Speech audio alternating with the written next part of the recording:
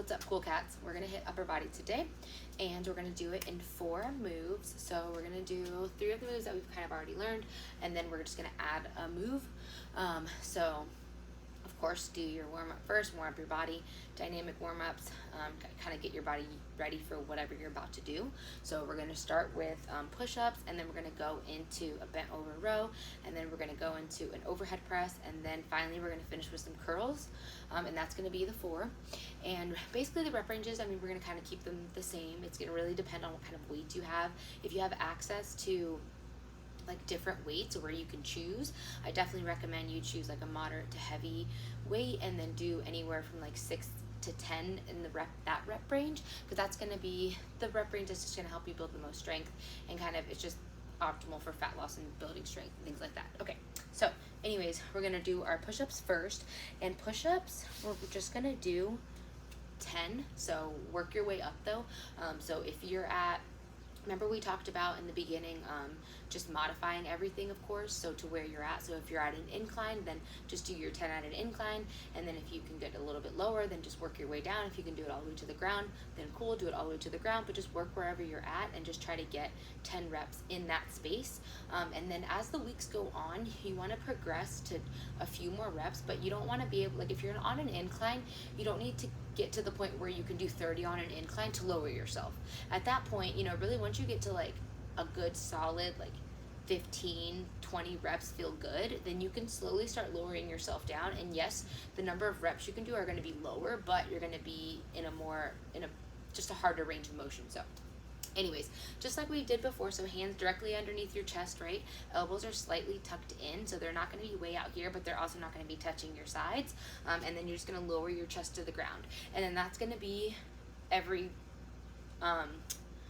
modification or progression. Wherever you are, it's still the same movement pattern, okay? So even if you're on an incline, or if you're on a decline, or if you got weight on your back, it's still the same movement pattern, right? So here, boom, nice tight core, and then we come down and push ourselves up. All right, so you'll hit your rep ranges there, and then after you're done with one set, then you're going to take a break.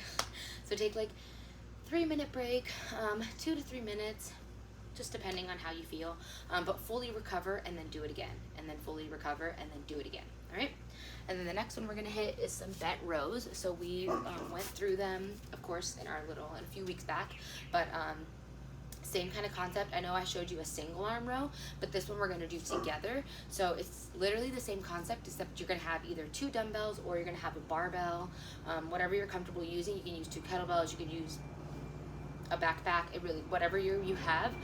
So you hold them, same position like we did last time, and it's still that hip hinge, so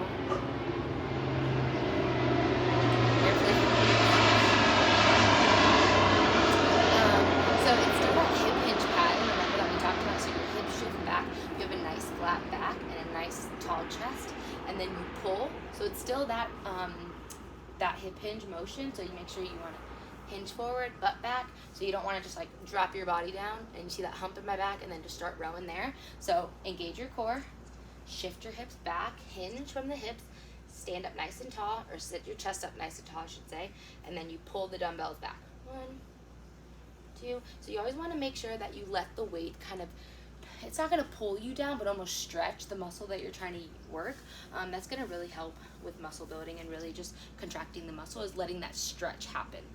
All right, so you're going to work in that rep range. Again, if you have options to heavier weights, then I definitely recommend you choose a heavier one and stick between anywhere from 6, 8, 10 reps, working your way up, of course. And then if you don't have options to the different sizes of weights, and you just have something that's a little lighter, then you might have to do a little bit more reps. So just kind of play with the rep ranges, but that's going to be the motion. And then the next one we're going to do is an overhead press. So we did our little tutorial. So we're just going to hold the dumbbells here. They're about in 45 degrees away from our body, right? We don't want them at 90, and we don't need them like super tucked in. So about 45 degrees, and then we just press the weight up.